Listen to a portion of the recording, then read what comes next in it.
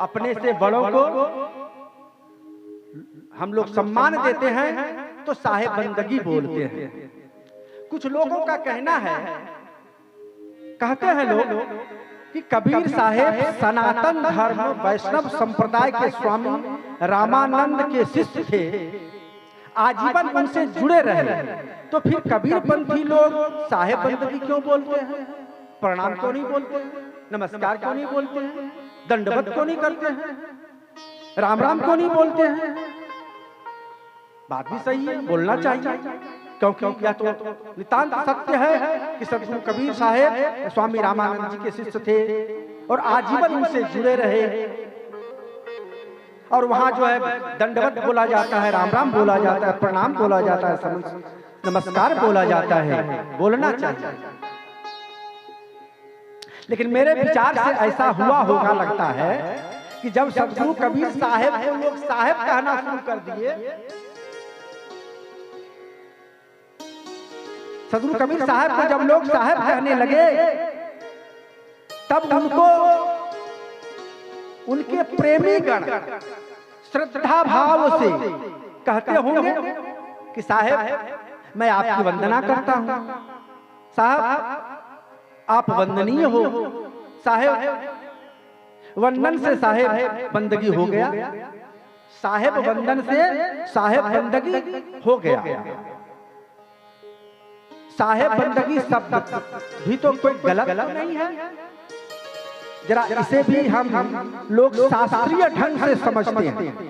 अभी आपने सुना साहेब शब्द स्वामी परमात्मा के अर्थ में हमारे संतों ने प्रयोग किया है, तो साहेब का मतलब परमात्मा, और बंदगी वदी वंदनयो से संस्कृत व्याकरण में वंदना अर्थ में बंदगी शब्द बनता है। वद धातु से वंदन अर्थ में वदी वंदनयो शब्द बंदगी शब्द बना है वदी वंदनयो से, जिसका अर्थ होता है हे परमात्मन, मैं आपसे वंदना करता हूं, निवेदन करता हूं कि मेरे त्रैताप को मिटाकर सुख शांति प्रदान करें।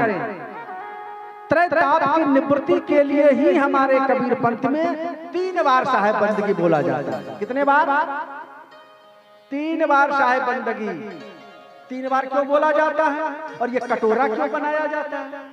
ऐसे भी कह सकता है साहेब बंदगी, लेकिन नहीं, ये कटोरा बनाया जाता है, अंजलि बनाया जाता है। क्यों? ये पात्र का प्रतीक है, बर्तन का प्रतीक है। जब हम किसी को कुछ देते हैं तो पात्र से देते हैं, और कुछ लेते हैं तो पात्र में लेते हैं। तो हम साहेब को अपनी श्रद्धा सुमन समर्पित करते हैं तो पात्र से करते हैं, अंजलि से करते हैं, और साहेब हमें आशीर्वाद देते हैं, वो आशीर्वाद को हम अंजलि में लेते हैं और सीधे सिर पर रख लेते हैं और कहते क्या है? साहेब बंदगी साहेब, हे साहेब मेरे त्रैताप को आप दूर कर दो। पहली बंदगी दैहिक ताप के समानार्थ, दूसरी बंदगी दैविक, और तीसरी बंदगी भौतिक ताप के समानार्थ किया जाता है।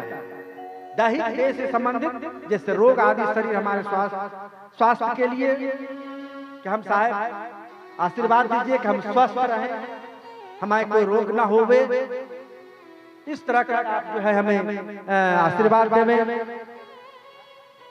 और फिर दूसरी बंदगी करते हैं कि किसी प्रकार की आपत्ति विपत्ति हमें ना आवे, आकस्मिक आपदा, भूकंप, बाढ़, अतिवृष्टि, अनावृष्टि, ओलावृष्टि, लू आदि, तूफान आदि जैसे आज आ गया था, दैविक विपत्ति का, इनसे भी रक्षा करो साहेब। देखो कथा वर्ष साहब ने रक्षा कर दी ना। तो इस प्रकार से भौतिक प्राणियों से रक्षा, तो सांप से सुंदर ना काट ले, तो बाघ आदि हमको ना खा ले, इनसे भी हमें त्राण दिलाओ साहेब। तो प्रभु परमात्मा से प्रार्थना करते हैं, निवेदन करते हैं कि हे साहेब मेरा कल्याण करो, तेरे ताप से हमें दूर करें। तो साहेब बंदगी का मतलब है कि हे परमात्मन मैं आपसे निवेदन करता हूँ, प्रार्थना करता हूँ कि सभी दुखों से हमें निवृत्त कर दें। इसलिए भैया साहेब बंदगी हो या प्रणाम या राम राम हो या नमस्कार दंडवत हो या कोई भी परमात्मा का पवित्र नाम लेकर बड़ों का अभिवादन करना ही मकसद है और कुछ इसके लिए नहीं है। ये व्यवहार निभाने के लिए है और व्यवहार निभाना चाहिए ही। तो अभिवादन शीलस्य नित्यं प्रधोपसेविनः चत्वारि तस्य वर्धन्ते आयुर्विद्या यशो बलम्। अभिवादन शीलस्य नित्यं प्रधोपसेविनः। अभिवादन करने से, बड़े बूढ़ों के सम्मान करने से, उनकी सेवा शुश्रूषा करने से आयु विद्या यश और बल में वृद्धि होती है। इसलिए सभी को चाहिए कि अपने से बड़े बुजुर्ग जो हैं प्रातः काल उठिए, सबसे पहले उनका चरण स्पर्श कीजिए, क्योंकि हम जिस देश में रहते हैं, जो हमारे महापुरुषगण हैं, जो हमें रास्ता दिखा कर गए हैं, भगवान श्री राम प्रातः काल उठते हैं और क्या करते हैं? प्रातः काल उठ कर रघुनाथा मातु पिता गुरु प्रातः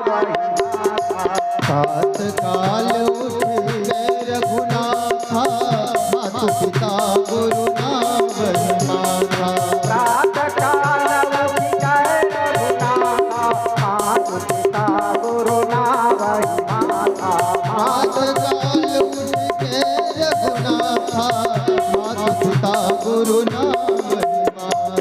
प्रातः काल उठते हैं और माता पिता के पावन चरणों में, गुरु के पावन चरणों में नमस्कार करते हैं, क्योंकि प्रभु राम यह संदेश देना चाहते हैं कि माता पिता गुरु से बढ़कर के संसार में और कुछ नहीं है।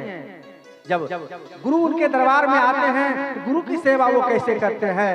एक बार वशिष्ठ मुनि आए जहाँ राम सुख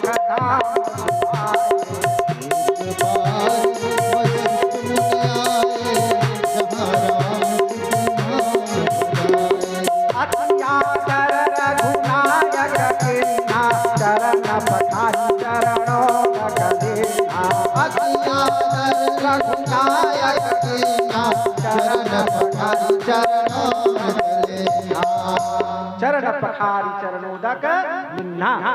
जब गुरु आते हैं वशिष्ठ मुनि उनके दरबार में, तो स्वयं सिंहासन छोड़ देते हैं और गुरु को ऊंचे स्थान पर बैठा करके और उनके चरण को धोते हैं।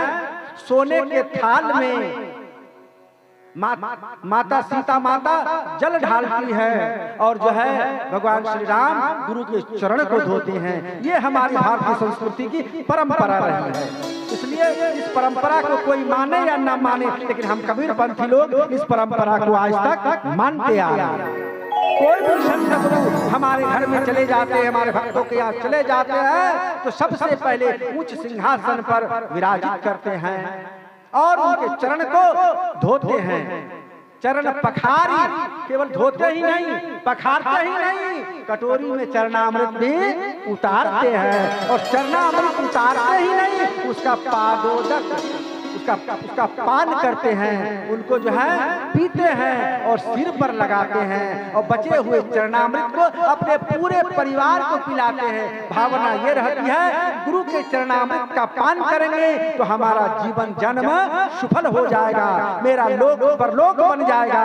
और धोए हुए चरण जल को पूरे घर में छींटते हैं।